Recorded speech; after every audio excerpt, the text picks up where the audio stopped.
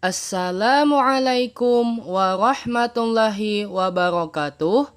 Ahlan wa sahlan fi Islamic Bimbel.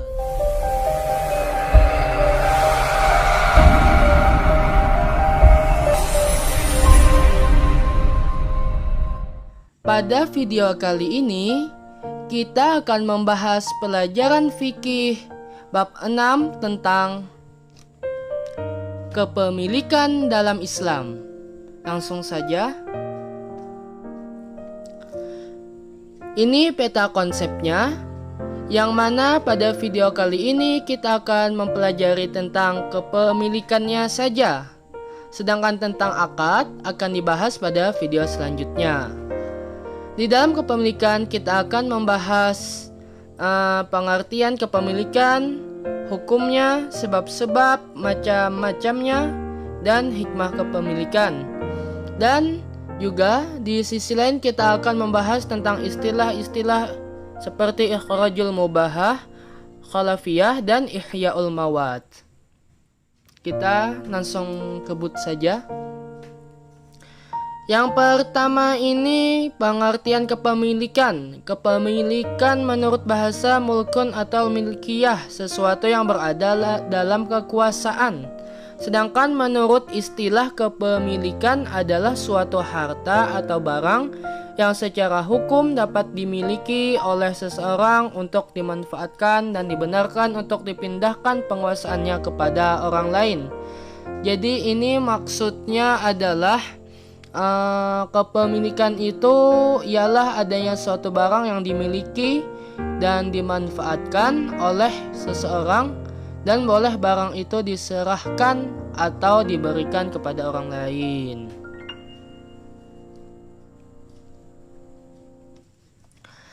Nah, ini selanjutnya hukum kepemilikan. Menjaga dan mempertahankan hak milik hukumnya adalah wajib, yang mana sebagai dalilnya yaitu hadis riwayat Bukhari, man qutila duna malihi fahuwa syahid. Siapa yang gugur dalam mempertahankan hartanya, maka ia syahid.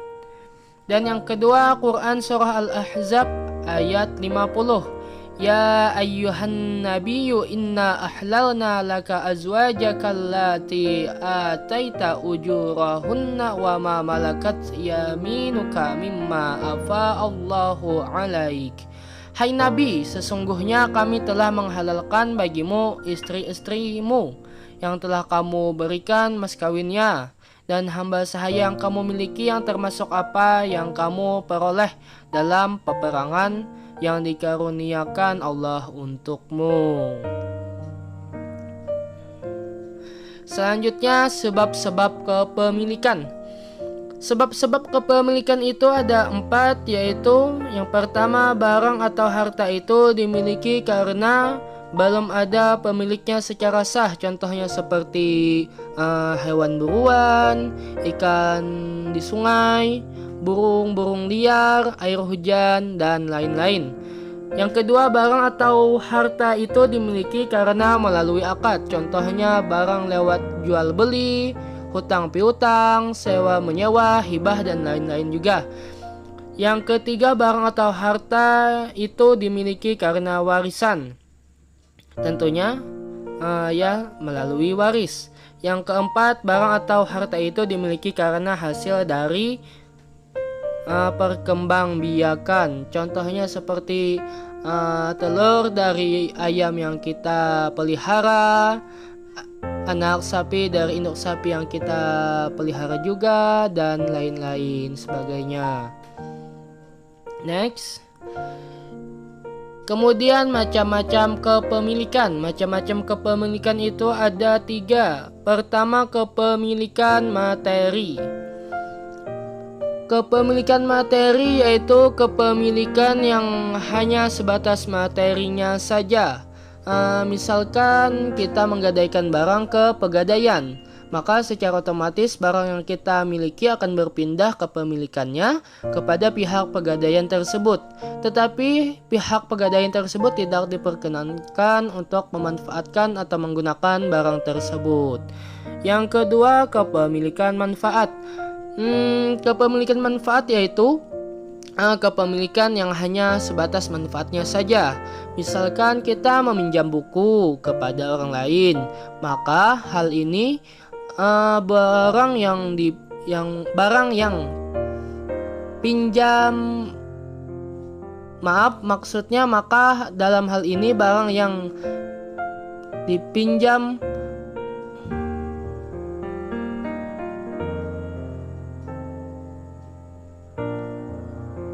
Maka dalam hal ini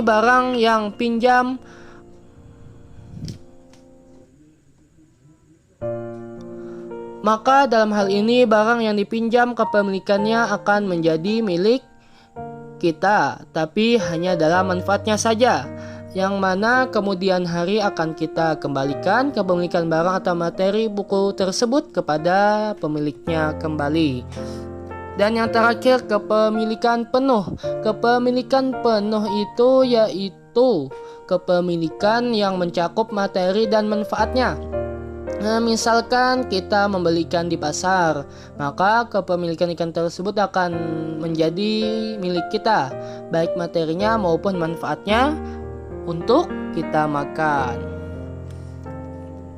Baiklah, next.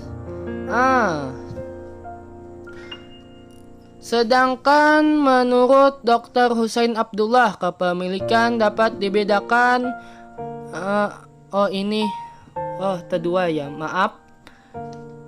Menurut Dr. Husain Abdullah, kepemilikan itu dibedakan menjadi 3 juga, yaitu kepemilikan pribadi yang pertama atau individu maupun kelompok.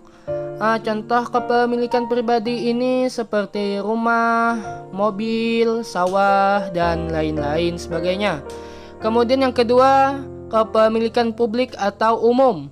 Contohnya ialah jalan raya, laut, lapangan olahraga, dan lain sebagainya juga. Kepemilikan negara yang ketiga, contohnya seperti gedung sekolah yang negeri, gedung pemerintahan, hutan, dan lain-lain. Next. Nah, selanjutnya kita memasuki istilah-istilah dalam kepemilikan. Yang pertama, ikhrajul mubahah atau barang bebas. Ikhrajul mubahah adalah bolehnya seseorang memiliki harta yang tidak ada pemiliknya secara sah. Ikhrajul mubahah itu syaratnya yang pertama, benda atau harta yang ditemukan itu belum ada pemiliknya.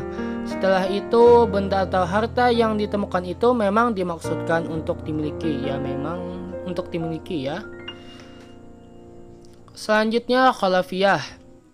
Khalafiyah adalah bertempatnya seseorang atau sesuatu yang baru di tempat yang lama, yang sudah tidak ada dalam berbagai macam hal. Ini maksud pengertiannya, yaitu khalafiyah itu sesuatu yang berhubungan dengan menggantikan ya, menurut bahasanya. Macam-macam khalafiyah yaitu yang pertama, syahsun an syahsin, seseorang terhadap seseorang, adalah kepemilikan suatu harta dari harta yang ditinggalkan oleh pewarisnya sebatas memiliki harta, bukan mewarisi hutang si pewaris. Yang kedua, syai'un an syai'in, sesuatu terhadap sesuatu, adalah kewajiban seseorang untuk mengganti harta atau barang milik orang lain yang dipinjam karena rusak atau hilang, sesuai harga dari barang tersebut.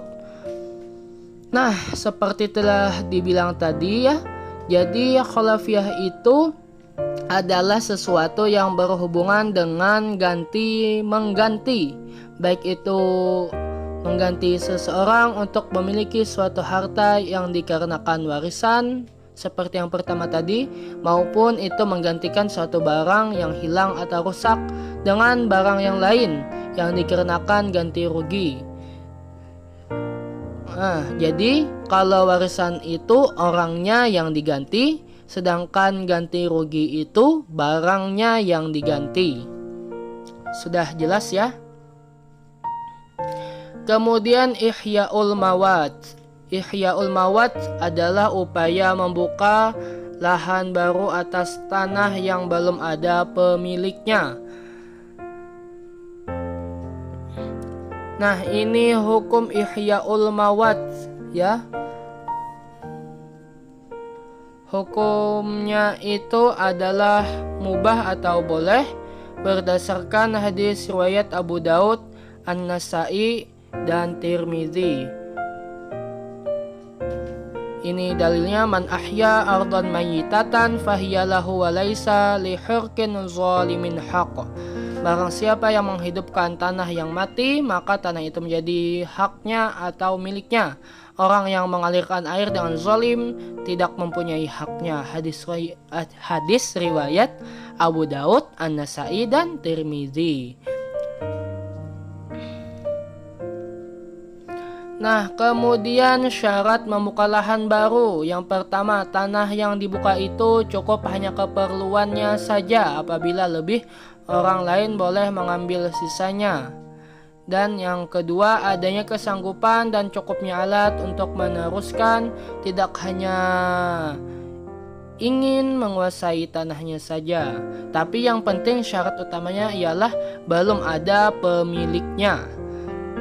Kemudian hikmah Ihya'ul Mawad yaitu yang pertama mendorong untuk bekerja keras.